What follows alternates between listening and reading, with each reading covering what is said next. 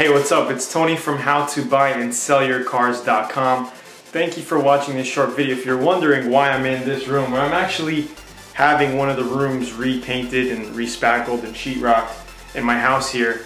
It's just the studio that we're working on, and it was nice and clean here, so I said, hey, let me shoot the video right here. But anyway, this is a real true story about my nephew. I just got off the phone with him. So I hope that you are able to take some golden nuggets from this video and learn from them, just like my nephew Jules is learning from them the hard way, okay, by actually putting in the money. I have a nephew, he's 18 years old, his name is Jules, he's living in Dallas, Texas right now, and he just bought a car. He's 18, you know, he doesn't know anything about cars. He didn't buy it intending to sell it and make a profit, just buy it for personal use. So this goes for any of you out there who are looking to buy a personal car also, right? So he goes, he finds this Volvo S80 2002 at a lot, okay, from a dealer lot, all right? The guy, I don't know the guy there, but he went with his mom and they bought this car for $3,500, okay? I don't think they did any real market research on these cars before purchasing it, but after he bought it, he found out it needed shocks on the whole thing, all right, which is big bucks because the front shocks on these cars are McPherson struts, and you need the whole shock and strut. The whole thing is like $250 for each side. So they spent about $1,000 to buy shocks and have shocks, new shocks installed. This is all like within the past 2 weeks, and the interior is shot in the car. Okay, he knew that when buying it, but the body is in beautiful condition. And the engine, so-called, the guy said was in really good condition. 106,000 miles on a 2002, which is not much mileage. Pretty good mileage if you ask me. And a week ago, he's driving his friend home or something, and he starts seeing like smoke in the engine, right? Burning. He looks at the thermometer. It's on overheat mode, right? Pulls over, doesn't know what to do. He has it towed to a mechanic shop. Somebody that he knows that worked on the suspension system previously, right? So he likes the guy, he knows and trusts the guy, and the guy says, no, don't worry about it, we'll check it out. So they checked it out.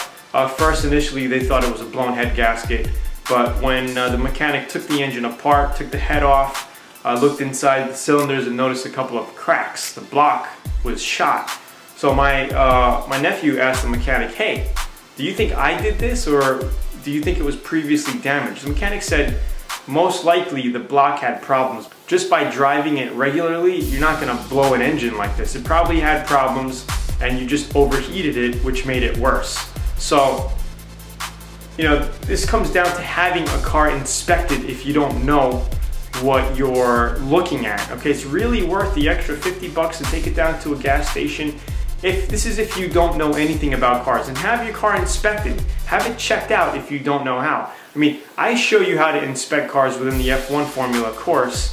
You know, the basics. I show you how to find body damage if it was in an accident before. I show you how to do mechanical checks, suspension checks, all of that stuff I show you how to do within the course. But if you don't know, and you're like in my nephew's position with his mom, they don't know anything, they should have really spent the extra 50 bucks, taken it to a gas station, had it professionally inspected, okay?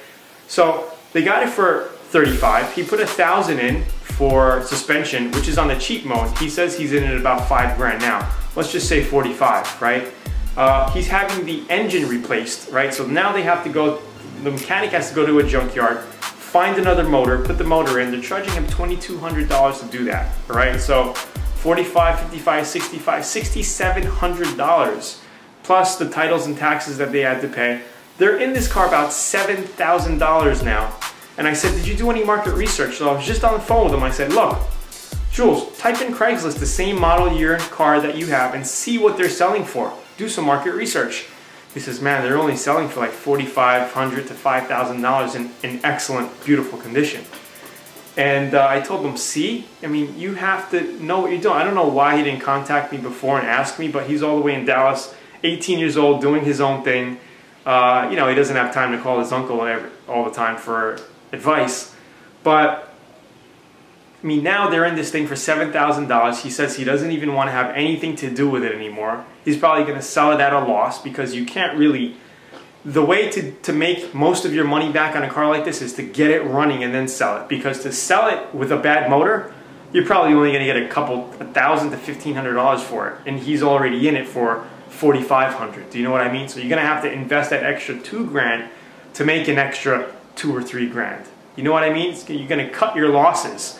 So he's probably going to get $4,500 or $5,000 for this thing max when he paid $7,000. Now he's saying he wants to get a Jetta or something. So just be careful about this stuff. And I just told him about the 3 out of the 2 principle. Okay, so when looking at a car to buy, right, there's 3 main parts. There's your exterior body condition, right? There's your interior condition, and there's your mechanical condition. There's 3 major areas. If 2 out of the 3 are bad, forget it. Don't even waste your time with the deal. Okay, so if you have a bad engine and bad interior, and the only thing good of the car is the body, it's not worth buying unless you get it for free.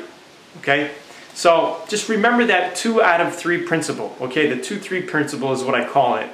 And if only 1 is bad, so say you buy a car, the engine's excellent, the body's excellent, but it needs a little bit of interior work, and you can get it for a good deal, it's worth it.